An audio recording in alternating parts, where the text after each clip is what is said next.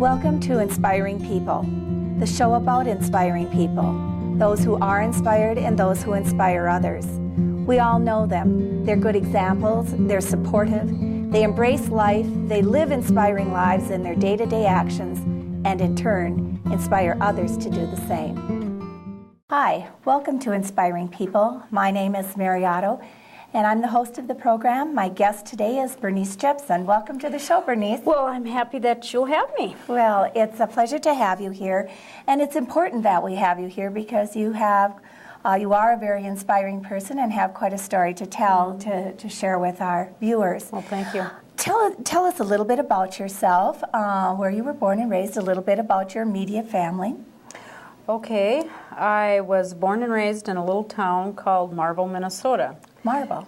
It's up on the Iron Range, and I think more people are familiar with that, like it's near Coleraine, Grand Rapids, okay. Duluth, okay. Up in that neck of the woods. Okay, and you presently live?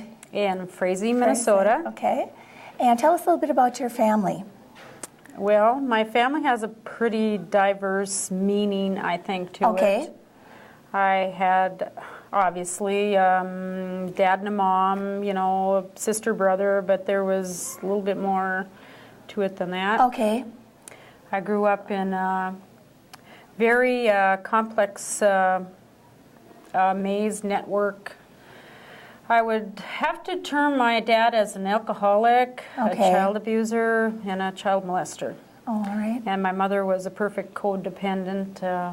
She never questioned my dad on anything that he did. And unfortunately, that wasn't fair to bring children into that, I think. Yes.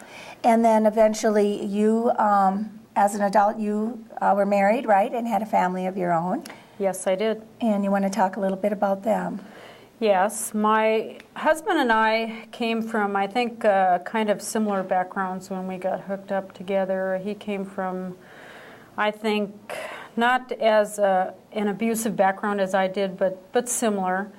And I don't think either one of us were really, I think, understanding what marriage meant or the complexities of having a relationship that involved marriage. And he was abusive, and definitely when I was given the opportunity of being a parent, I was abusive to my children. Okay. Well, and that's one of the reasons that you're here today is because we want to share your story about not so much your past, although I know you're willing to share that, but rather your present and future and what you're doing in regard to the issues that you brought up. I first heard about Bernice when one of the viewers wrote to me and told me about a book that you had written, I'm Not That Way Anymore. So can you tell us a little bit about the book and a little bit of what you put into that, what the story is basically about? When I wrote my book, I think it was more like an opportunity to purge it from my system. And I took the obviously the complex, like I mentioned, my life, and I took my childhood, I took my adulthood, and I kind of put it into one text. And I remember I carried that around with me for a long time, and then I thought, well, I have to let somebody read it at some point, you know, if I wrote it. So I decided to turn it over to a very good friend. And I mentioned it with you that her name is Susan Binder, and she's a wonderful woman. She's a top-notch nurse. She's actually, I wouldn't mind leaving my life in her hands, but anyway, I gave her my story, and then I retreated back into my own little world, and for 2 weeks then I avoided her, and finally I ran right into her. And she just came up to me and she goes, Bernice, it was wonderful. She said it made me laugh, it made me cry, but she said it also gave me hope that people can read this, find themselves in your story, whether they're being abused or doing the abusing. And you have a unique perspective in that you were abused and you were also an abuser, correct? And yes. So your book reflects those two different perspectives? Entirely so. I want to make this I want to make this a very positive point that if you get into a situation with your children and you're feeling overwhelmed and you have maybe a thought of being abusive or you have been abusive, there are wonderful people out there that can help you, and they're not going to judge you and condemn you. It is a whole lot lighter to get that off you than it is to carry it around with you. And I'm sure that as you travel and as you work with people and continue to write and so on, you find that message, being very important, that people have that message of hope. And let's talk about some of the organizations with which you work, okay? Which ones do you find have a really good match for the message that you have and the circumstances that you've had in your life? Well, I've had many such organizations that have read my book and have completely been in agreement that its message is clear against abuse. For instance, Silent Witness, the organization that Paul and Sheila Wellstone started, they have endorsed my book. And actually, Defense Foundation for Children USA, I cannot say enough about that. They're very much activist. Denise Metafauer, that's the owner and publisher of newspaper and her own radio and television.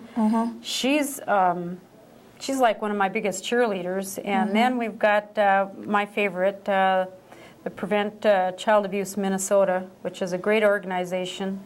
And how do you work with these organizations, Bernice? Well, I send them an information that maybe they should take a look into my book and have a little look-see at it, and then I get an email back and said, yes, definitely, let's see if we can work out different venues to get the message out there against abuse issues. Okay, and so you are from a relatively small community in northwestern Minnesota, and you've made at least a national impact. I don't even know, maybe international as well. And true. And do you want to talk a little bit about what's that been like for you as you've gone through this?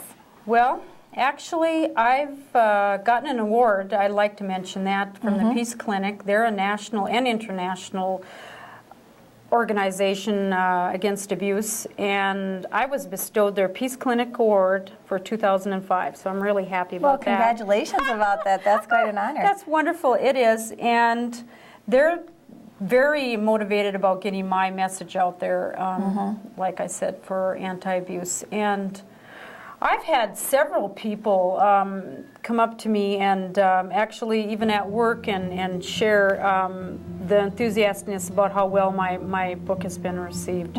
So I'm pumped about it. Great. It's wonderful. Well, and what sort of message, what sort of a short message can you give, a message of hope or inspiration for people who are battling some of the same problems that you've worked to overcome? I'd like to, number one, and probably the main message is that you can get out from under abuse.